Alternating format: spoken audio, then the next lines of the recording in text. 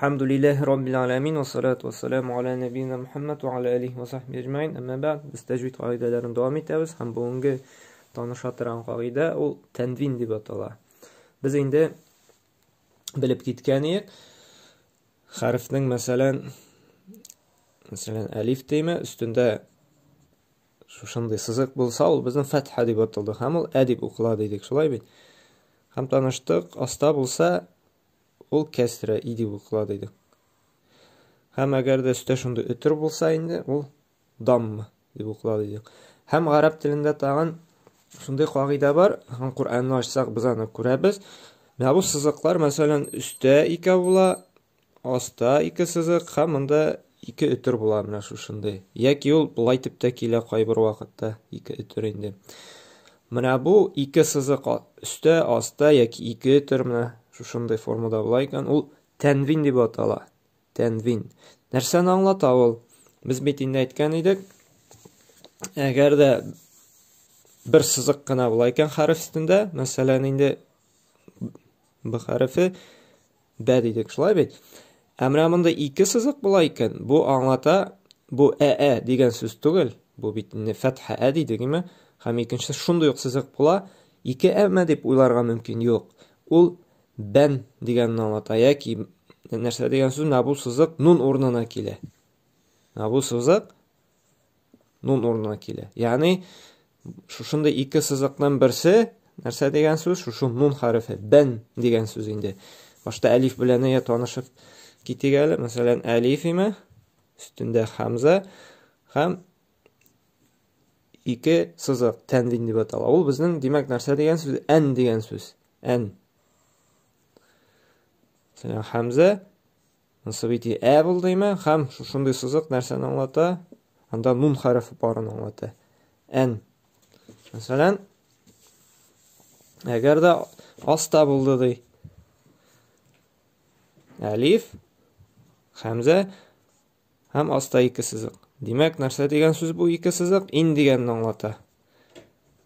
Birinci sızıq i kəsra, ikincisi indi nun degan. Çünki bitimində nunnu sızıb bulmay, qoyub bulmay, şulay bil.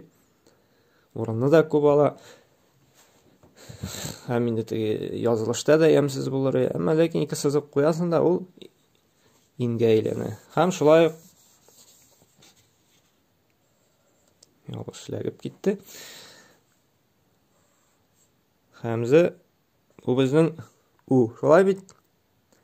Həm nişik bula ol bizning iki şunday bulsa яки qoyub atlarına bulaytıb da kilələr alar. Bu un degan sözni anlata indi. Bu bula bizning tənvin qaidəsi indi. Hazır biz kitapdan, könügülərdən indi qarab dağında indi şomartıb getirbiz şuşu alğan qaidəni. Nəmdə qarayıq hələ. Ən bu hərf şulay bil. Bən, tən, sən, cən, hän, xan. Yumşaq hərf kiləyikən ul vaqtda ən deb oqula. Qatı hərf kiləyikən xan, an deb oqula. Xan, dən, zən, ran. Ran түгел, ran a bilən. Qatı hərflərdə indi an deb etilir. Yumşaqda ən. Zən, sən, şən, son, don, ton, zon, an, g'an, sən, qan, kən, lən, mən, nən, vən, hän, yen. Hazır idə də şulay yox. Yumşaq hərf ikən in deb oqula. In, bin, din, sin, cin, hin, xin. Qatı hərfdə indi in deyib. Ö bilən. Xin, din, zin, rin, zin, sin, şin, sin, din, tin, zin, ayn, g'in. Azraq asqaraq tushamiz.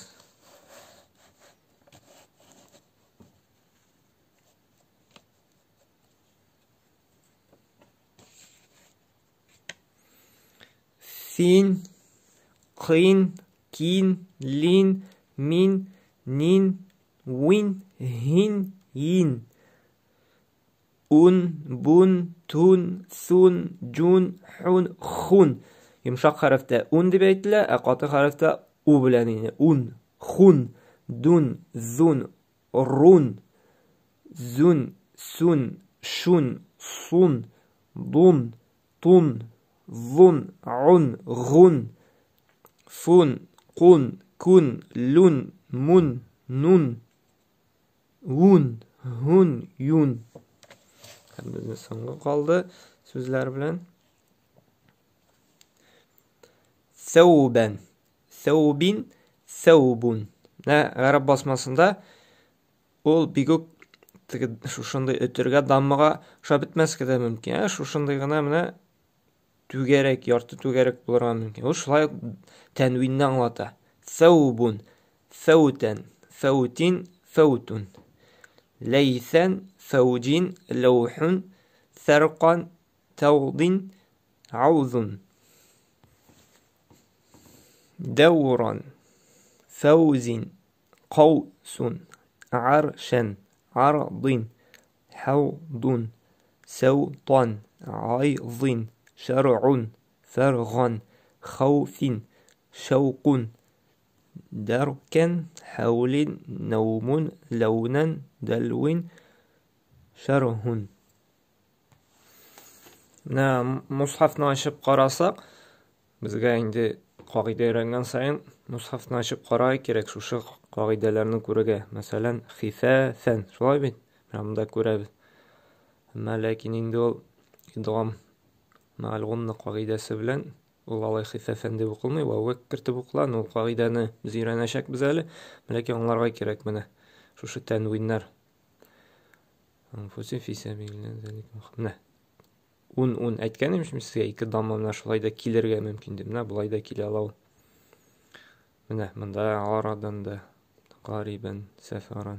Bular bitinisi tanvinni. Amma lakin alar bu bunda ixfa bulayni safaran qasidan tanvin qaf harfini şarab. Alarni o'tabız әле. Al-muhim Qur'onni açıp şulay azraq qarashtiray kerak, ko'z yelana tursin uchun şu bizning qoidalarga yüşü olarak da yine Qur'onni açıp şu tanvinlarni topa bilirga kerak.